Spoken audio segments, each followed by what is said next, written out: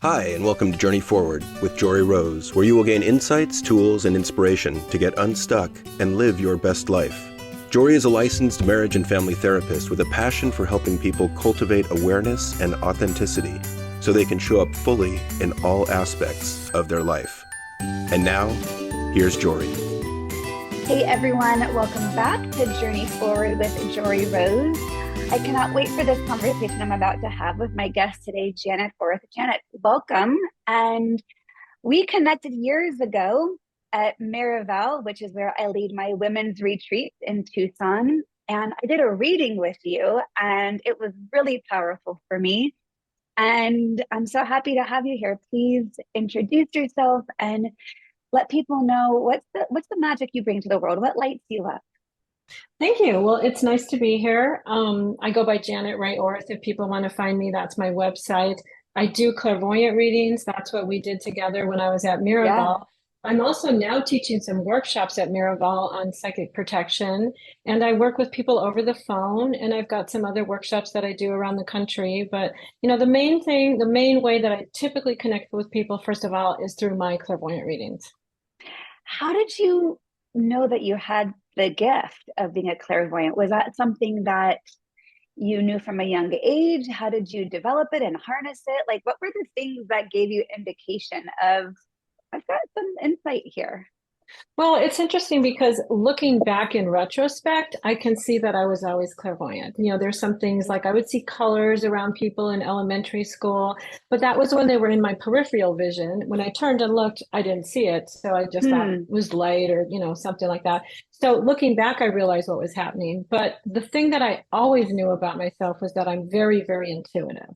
I can remember even when I left home at 18, really thinking to myself, if there was ever going to be a decision, a moment in my life where it was between my head, which I was heading off to be an accountant. So, I'm very linear, or my intuition, that I was going to go with my intuition. It was crystal clear to me already that my feelings told me a lot of things. So it kind of developed into clairvoyance, sort of, because I was developing my intuition a lot and things like that. And I just started knowing a lot of things. And I literally, the very first time I did a reading for somebody, it was just for fun. I didn't think anything was going to come of it. And they were pretty amazed by the things that I said to them, and actually started crying and saying nobody had ever validated that really happened before. So it was a pretty profound moment for the person that I was reading, but it was also profound for me because I had never done anything like that before. In fact, as I was seeing images in my head, which is, clairvoyance means clear seeing, I'm using my third eye. As I was seeing images in my head, I kind of thought maybe I was making them up. Yeah. It was only when I spoke it out loud and said it to the person and she validated that this was a real life experience she had, that I realized there's something really going on here. So then I started to, do some personal training with it to turn it on and off mainly, to bring it up at will and things like that. And, once I developed, or once I kind of realized I was clairvoyant, boom, it just took off from there. I almost started doing readings professionally almost immediately. Wow. So fascinating. And I think, regardless of the gift that we're trying to harness, once you believe in it fully, isn't that when the doors really open? Like we get in our own way of doubting ourselves, insecurity. I mean, that self-doubt is so pervasive. So regardless of what it is that we're trying to develop or harness of our own skills, I think what you're naming is universal. Of we've just got to get out of our own way to let whatever is supposed to unfold. And I love what you said of, even though you were going to be an accountant and had a very linear mind, you began to trust that your intuition was the actual guidance. Yes. And that is a hard thing to do because, everything in our culture. Oh, it's so hard. Yeah. I mean, everything in our culture says to use your head, and we get validated for using our head. Our head, it's a very useful tool too, to think, to plan, to organize. But we do have to also trust that our feelings are there for a reason. And even though we might not know why we know something, we should listen to our feelings. It's a good guide. So, I want to talk about a couple of things there, and then I'd love to come back to more of the clairvoyance. But this is something that in my own journey, I have had to practice more and more and more of getting out of my head. As you said, our culture, our society, the language that we use validate our reason, rationality, logic decision making is all very, it's black and white almost, right? It's a pro or a con. It's a yes or a no. And that's based on data and facts. And Correct. we often don't support our emotions. And especially we can even take it further back and look at, ways in which women were, diagnosed years ago of, being too emotional, almost as like a psychological diagnosis as a problem. Right. So there's so much stigma of honoring our emotions and being irrational. Well, yeah, emotions are a different part of the brain. It's not, emotions aren't rational. That doesn't mean they aren't real and valid. And like you said, guides. And I even remember years ago being on a mindfulness retreat and having the awareness that I even thought my emotions, I hadn't even felt them because I was so stuck up in my head for fear of, oh shit, if I tune into my emotions, then what? Then I might have to do things differently. Then I might have to choose another path. And that seems really scary. So I think that's one of the reasons people stay kind of in their head. Logic, reason, well, if it's right on paper, it must be right. Yeah, it's like in math, there's only one correct answer, right? So if things add up logically, we assume we're doing the right thing. But sometimes what that path that looks right is really incongruent with what we feel inside. So how could you help people harness that to learn how to trust that my feelings are not only real and valid, but are information. My emotions are guides when that feels really, really overwhelming. I mean, you've had to, develop that stronger skill, but I imagine in the readings you do, it's helping people say, you probably have this nudge, go with it. So, Yeah. what I mean, a ways lot of would you times help people? Well, a lot of times when I do a reading for somebody, they say they already know it's just validation to hear it from somebody else, somebody who doesn't know them, somebody who is neutral, somebody who's completely on the outside, looking into their life. It validates that those feelings are something they should be paying attention to, and it's the right path. But when I'm trying to guide people into listening to their own intuition, what I suggest people do is start to keep a journal, not the kind of journal where you're pouring out everything that happened in the day, that's valid too, or everything you're feeling, but more the sort of the intuitive kind of insightful, momentary sort of glimpses of something that we get in a day. And we get a lot of these every day. For example, when I was an accountant, I remember I was working with somebody, and this is when I was starting to keep my own journal. And he came in one day, and I just felt like he was sad. He wasn't projecting that, he wasn't saying that, he wasn't communicating that. I just felt like there was something a little sad. I wrote that in my journal. So and so seems sad today. That's all I wrote. About a month later, when he shared that his mother was diagnosed with cancer and it was quite serious. Now, if I hadn't written that down, so and so seemed sad, I would have forgotten it a month later. That's why it's really important to write it down, because I went back and I tracked it and I realized, oh, wow, I knew that. I felt that. There's no explanation for how I knew that. He didn't say anything. He wasn't ready to tell anybody. He was just trying to process it himself. So he's keeping it inside, but I could feel it. Something said that to me. So, and we all get hits like this all day long, all kinds of hits, but just like if I asked you right now, are there any clouds outside? Because clouds come and go so much, you wouldn't know. You wouldn't remember what today was like, it's the same with all these intuitive feeling. So if we write it down, just real simple stuff, it really brings it to the surface. For me now, it's just autopilot. I know when my intuition is saying something, and I know it's my intuition because I've been doing it for so long. But this is how it started, is just kind of, and this is how it started to be validated too, as I started seeing a lot of patterns like this. I had a record. Wow. I love that, because I think when people think of journaling, they either have it be like, dear diary, here's what I'm thinking today. Yeah. Or here is the download of what happened today versus here are the glimpses of what I felt today. Totally different. Totally different. And I mean, all those other journals have value too. But again, for developing intuition or kind of bringing this stuff to the surface that we know, but we don't always identify, this is the best way to do it. What are some other ways people can develop their own intuition in being more aware of perhaps what is in front of them that they can easily get stuck on? So one of the things that I do when I teach my workshops is more of a somatic experience where I teach people how to feel each other's auras, which is just for fun. But one of the things that I point out when we're feeling each other's auras is that we both react. we know when somebody's touched the edge of our aura. You'll often see people, it's very subtle, but I pointed out they might waver a little bit. Mm, Their eyes might blink. It's very, very subtle. They might hold their breath. Sometimes they feel kind of a little sharp something in their chest, when somebody's feeling their aura. But we feel that stuff in our body all day long too. Our body is a sensor that we completely do not listen to. So I really tell people to tune in. If you're holding your breath, if you meet somebody and you're holding your breath, there's something there, because think about when a kid sneaks up to scare you. What do? Right? We hold our breath really intensely. We are doing this all day long, reacting to things, but it's telling us something. We don't hold our breath when we're having fun, like we hold I our love breath that. when, you see what I'm saying? It's kind of a caution. Yeah. What's going on here? So start to pay attention to those things because there's a reason why you're holding your breath. I really love that because I talk a lot about physiology. And, even when I teach meditation, sometimes even just the word meditation can stop people before they start. And so I've really come to name it in a super simplistic term of all we're doing is regulating our nervous system.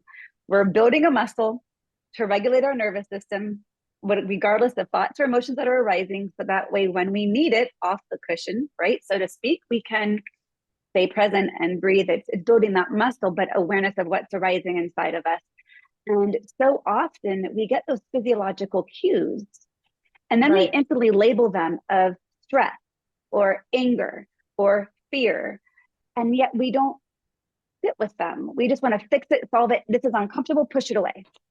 Or like the example I just said, when we get that sort of gut reaction of I'm holding my breath, we just think that's anxiety. Oh, I'm anxious. Instead of going, but there's a reason why. What are we feeling? What are we reacting to? There is literally something going on. And it takes courage to look at it, doesn't it? It takes courage Because sometimes. sometimes people don't want to know what's going on. Yeah, yeah, sometimes. But it's usually better to know, right? Then we're not caught off guard. Then there are no surprises. Yeah. So when you are reading someone's aura, I guess even take a step back. And for someone who's listening who isn't really sure what that means when someone, is in contact with you, or is that just your energy field?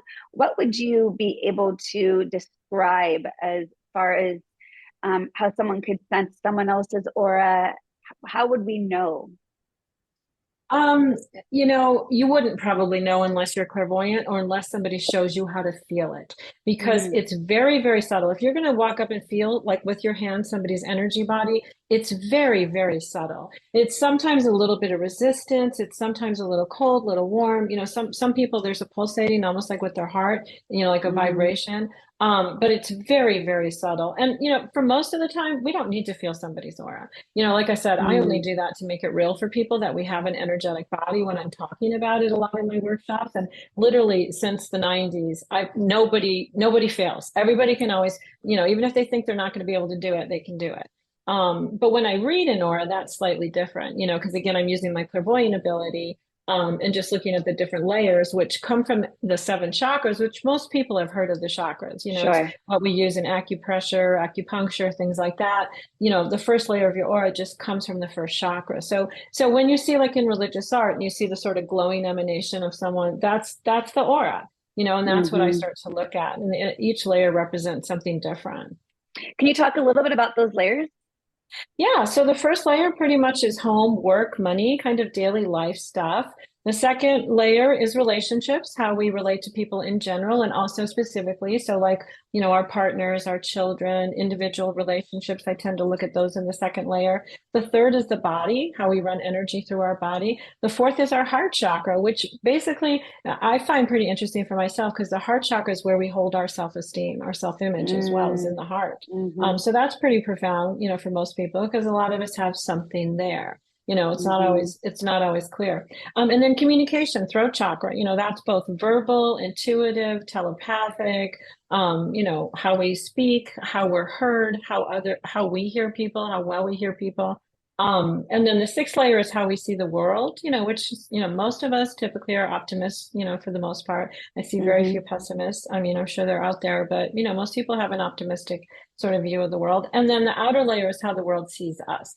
Mm.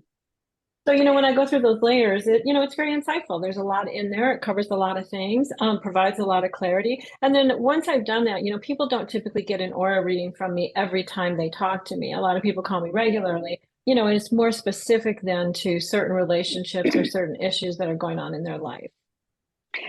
And do people generally ask you questions and then you intuitively feel a response, or do you read where they're at and intuitively share information before gaining more info from them? So basically, in the beginning, all I ask people to do is say their name and their age. Then I say if they have any questions, areas of interest, or concerns, like, well, I'm worried about my work. That's kind of where we Right, start. more broad. And then I start reading the different layers. And some people don't have anything that they say in the beginning. Some people just want to see where it goes. So it works either way. Typically the reason I ask is because when I'm doing a reading, we have 50 minutes. And if something's really important to them, because I cover so much in the 7 layers, I want to make sure I get there. So that's why I kind of ask for the topics. But Yeah. people can be specific or say nothing. I mean, it all comes up, it all will come up, and it always comes out anyway. Yeah. And I've had a couple of different readings, and it always amazes me at the extent to which, when I'm open to believing whatever you tell, like, I imagine that happens with some people, especially potentially new to working with someone like you, that I could be really skeptical. And yet over the years, I know as I've grown in my own self-awareness and spirituality, I am so much more open to things that I can't cognitively understand as being real and true. Right. So does that make a difference in how you do a reading with somebody? It doesn't make a difference for me personally. Okay. I can see what's there no matter what, and I've had some very skeptical people, and they're always happy and amazed at the end. And, usually their spouses are like, wow, you nailed them. And, so it doesn't block me from seeing them. Okay. But I've been doing this for a really long time. Mm-hmm. How do you turn it off? Or do you ever turn it off? Like when you're just out in the world. I turn it on and I turn it off. I mean, that was one of the things when I first started to realize I had this ability and I was going to use it. That was a conscious decision I made that I'm going to turn it on, turn it off. So one of the things that I kind of do for myself is that's why I close my eyes in a reading. I mean, I am using my third eye, but I don't have to close my eyes to do the reading or to use my third eye. That really symbolizes to me, now it's on, then it's off. That's my doorway, essentially. Nice. So you're not just walking through the world being bombarded by people's auras and intuitive insights into their world. I didn't want to do that because before I learned how to turn it on and off, I would go to a party and, here I am young and in my 20s and meet somebody and realize, oh no, they have cancer, and then find out a year later, somebody would go, oh, do you remember when you met so-and-so? Well, they have cancer. That's pretty shocking when you're in your 20s, I did not want to know stuff like that about people just randomly in life. So that's why I made a decision. I'm turning it on and turning it off. Yeah. Has that impacted any of your friendships or relationships of like, don't read me? I don't want to know. Not at all. No, not at all. Because I'm not reading my friends. And, and because typically, I mean, some of my clients become friends, but most of my friends don't come to me for readings. Just like, if you're a therapist, they're probably going to go to somebody else for therapy, even though they may think you're a wonderful therapist, right? Like, so, and I have that experience as a therapist. I'm not analyzing my friends, but sometimes at an insecure moment, they're like, wait, are you analyzing me right now? Or, Yeah, sure. Of course. Yeah. No, I think most people kind of understand that, I'm not doing it. So yeah. And also it's your career. So you don't want to cross that boundary at times too. When I do this professionally, I don't want to be doing this all day long with my friends. Just the same, I've got some friends who it feels like I'm working if we go out for dinner and there's no reciprocity. And it's like, at least buy my dinner if you want me to have this be like a therapy session. And that's hard. So what I've learned to do in that situation is if they bring something up and they're like, would you just look at so-and-so? I'll say, well, you know what? Do you want to make an appointment? I say that right off the bat. Do you want to have a session with me? Yeah. Yeah. Yeah, because in the beginning, that would happen to me, that people would be picking my brain all through dinner. And like you said, it's not fun. Yeah. How clear are you on your own visions for your own self? Has it ever been a case where it's hard for you to see things for yourself, even though you have this ability to see for others? I don't know if I'd say it was hard. I will say that traditionally, even in the Native American culture, even warring tribes would go to the other person's medicine man to interpret their dreams, so to speak, which meant their Mm. feelings, right? That was just kind of a thing that they would agree to do, even if they were at war with each other. Most leaders, historically throughout different cultures do things like that. I do have somebody that I go to for readings if I really have a question. I mean, usually I kind of know the answer already myself. I just want validation because especially if it's something really intense, my own emotions could get in the way. Yeah. Hmm. I think that's something that so many people really would benefit from gaining a greater muscle around is, and I said it at the beginning, but really getting out of their own way, of not being afraid that their emotions are real and valid and true as guideposts and as directions for decision making or getting past self doubt. Hmm. Well, there's a wonderful book that I refer people to a lot because it comes from a whole other perspective, but it really validates that, there's a reason for our feelings. An ex Secret Service profiler wrote a book called The Gift of Fear. And he Hmm. wrote it because, as a profiler, he would interview people who were victims of random crime. Not domestic violence where somebody's angry or upset, but walk down the wrong street and get mugged, park your car someplace, go and get it, and get carjacked, and in every single case, universally, before they walked down that street, they had a feeling that they shouldn't do it. And their mind would come Mm-hmm. in and go, but if you don't go get your car, it's going to be impounded and you'll have to come back tomorrow and take a cab. It's going to be, their mind would get in the way and they wouldn't listen to the feeling. And he saw this consistently so much that he wrote the book because after 20 or 25 years, it really bothered him that this was consistently happening and that in our culture, we don't value that, and his premise is that it's a survival instinct, Mm-hmm. and again, in all situations, we're not in danger, we don't just have to use our intuition to protect us for a survival, like not to get mugged. But again, Mm-hmm. it comes from a really different perspective. It really validates these feelings are there and they're there for a reason. So even if it's as simple as, don't be friends with this person, it's not going to be a reciprocal relationship. Well, if your gut tells you that at the beginning, you don't have to go through, a year and a half of, uncomfortable or awkward friendship, until Right. you finally get the evidence that, yeah, this is a taker. I kind of knew it the first time I met them. Mm-hmm. How can you help people understand what those sensations are of those gut intuitions? Because some people who might be so conditioned for focusing on logic, reason, rationality might even miss those physiological cues. So when you teach people that somatic experiencing and tuning in, is there insights that people can really begin to pay more attention to that gives them that So, pathway? yeah, pretty much anything. It's different for all of us. Some people hold their breath, so that's an important one.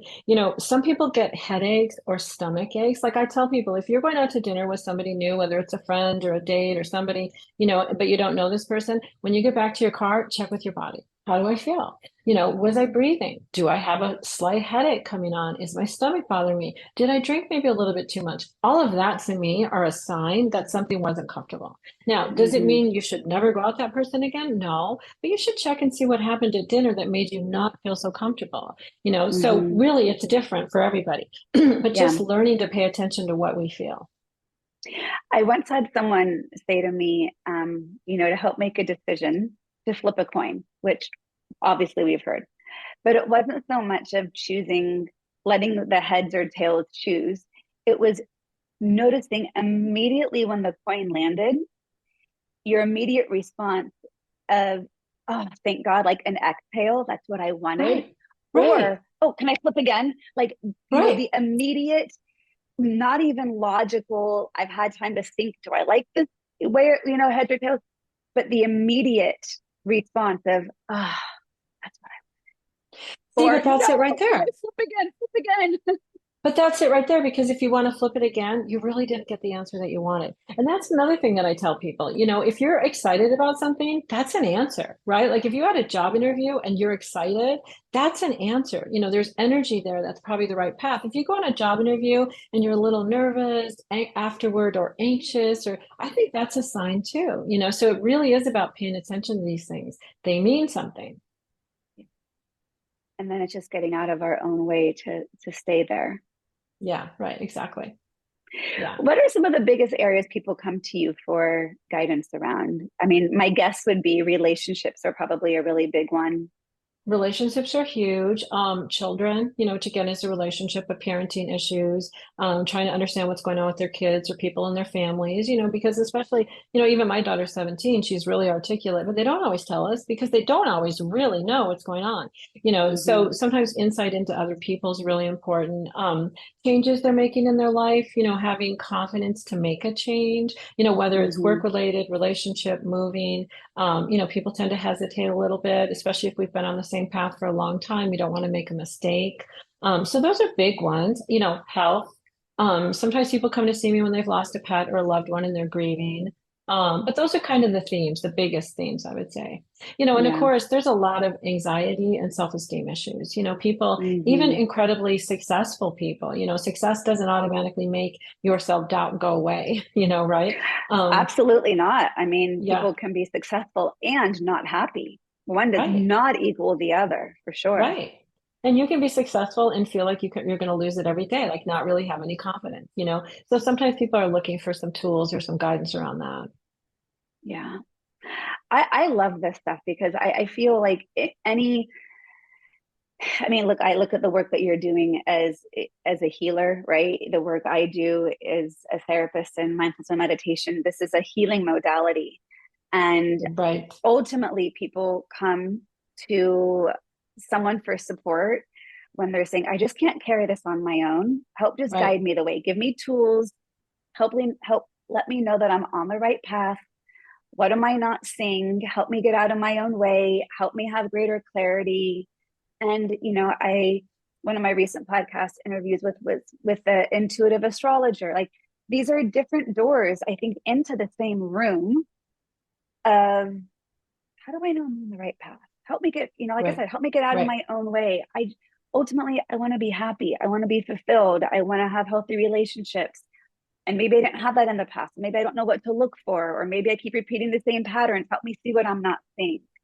Right. Well, the other thing that happens is, for 12 years, at least in life, we know what's coming next, right? We know first grade, we go to second grade, then we go to middle school, then we go to high school, then most of us go to college, get married, have a family. There's a lot of things that we kind of know what's ahead. Then all of a sudden we reach all of that. And after we're done, there's no guidepost anymore.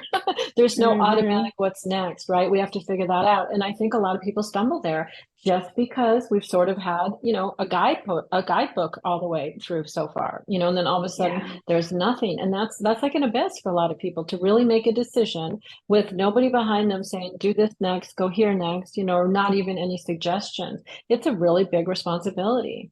It's really scary too. It's scary because, often we have families and other people counting on us. And, most of our decisions don't just affect us. But even when they just affect us, that's still really big. Yeah. And it's very impactful when our decisions do affect other people. And it can feel selfish to make a decision that feels right for me, but may not feel right for somebody else. And I see that, in my own life, I experience that, obviously, right? We all do. And that can be a really tricky one when we have those gut intuitions, but maybe we're a people pleaser. And so we're honoring someone else's needs above our own. Right. Or their expectations, Not always a need. Sometimes it's an expectation or the fear of their judgment if, we don't do what they think is the right thing or, the proper thing or the whatever. So all of those things really come into play.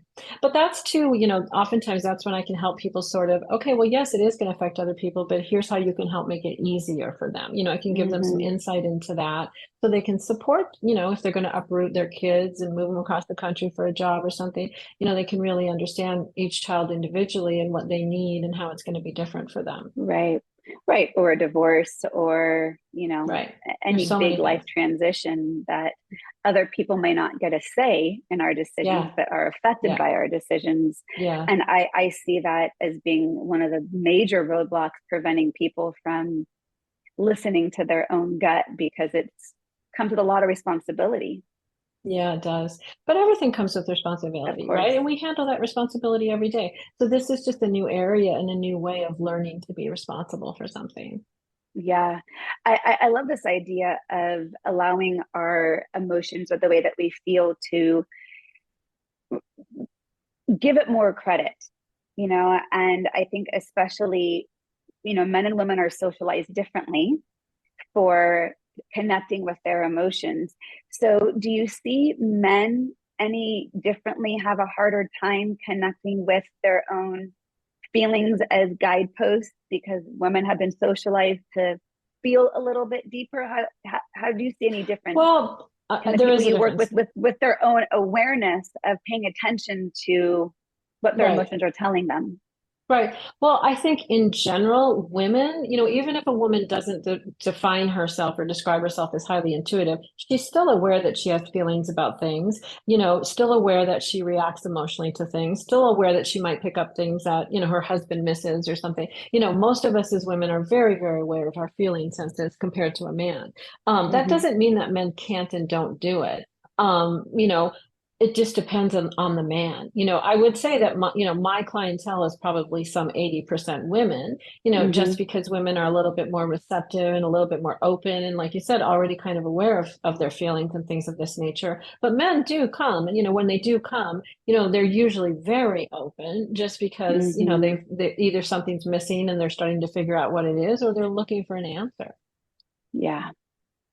Hmm. It's, I use really simple language when I talk about all of this. It's building a new muscle, right? It's Yeah. whether it's meditation or your own self-awareness or developing self-worth, and so tuning into your emotions is simply building another muscle. And I always talk about how the brain has been designed to give us a physiological response to almost any kind of trigger, good or bad. We can instantly feel that. And I am very into the law of attraction and understanding that, really, when you don't feel good, you're not going to be vibrating at a frequency that's going to allow you to be in alignment with your desires. And so that's information. You want things to Right. manifest in your life. And yet, when you don't feel good, that's an indication it's probably not the right area for you to be focusing on. Because if it felt good, there would be more flow.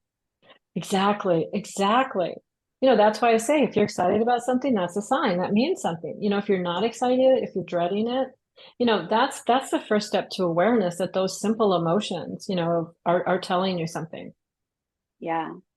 Jenna, I think I love this conversation. I think it's something I'm trying to pay attention to more in my own self and have the courage to get out of my head when those emotional guideposts are loud and strong. And yet the ego gets in the way, right? Hmm. Oh, but I don't want that, or that feels scary, or that's not how I thought things were going to turn out. Okay, shit, now what? Hmm. And it's a practice to believe it, to honor it, to trust it. And Well, it helps to identify which emotions are in our way too, though. Like if it's judgment, self-judgment, the fear of judgment from other people, we can label that. If we start to break that down and really recognize where that fear comes from, we can release it. Often that's not conscious. Often we're just mm, operating off of, this is what people have always expected me to do. This is what people think I should do. We know how the people in our life feel about things, so we start, performing to those expectations without really thinking about it. So if we can actually stop and take inventory and go, why am I scared? And what am I scared of? And break it down, then we yeah, can let it go. yeah. That's one of the reasons why I love leading women's retreats, is because I think it's easier to step out of our day-to-day lives and into our own self when we are physically removed from the routine. It can be Yeah, really hard, especially as women who are mothers, to, whether it's come to me for an hour-long therapy session and have these great breakthroughs, and then like, okay, now I got to go pick up the kids, and now I'm rushing to make dinner, and it's right. hard to then, simmer in the sauce of what we're experiencing. And I think, being able to give ourselves time and space to just allow. Right. Absolutely. That's so important. We have to do that, especially so that we can continue to give to all those other people, because burnout is a real thing. Oh, yeah. Can't pour from that Mhm. empty cup. How can people find you if they want to work with you or attend a workshop or visit you at Marivel? What's the best way to connect?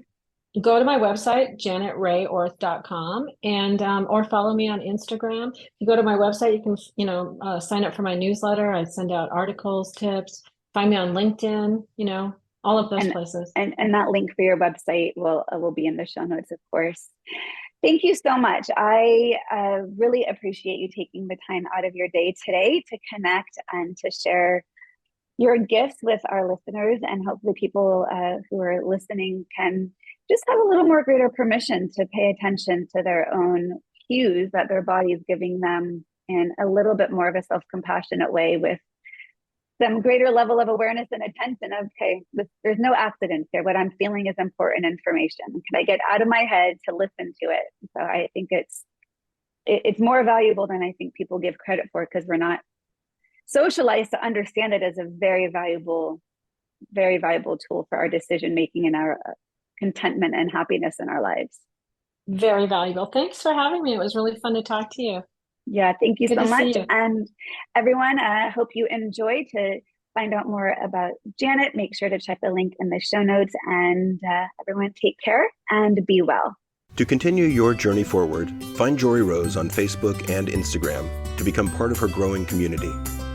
You can also gain access to her meditations, books, online classes, or to sign up for an upcoming retreat. Visit her at joryrose.com. That's JOREEROSE.com.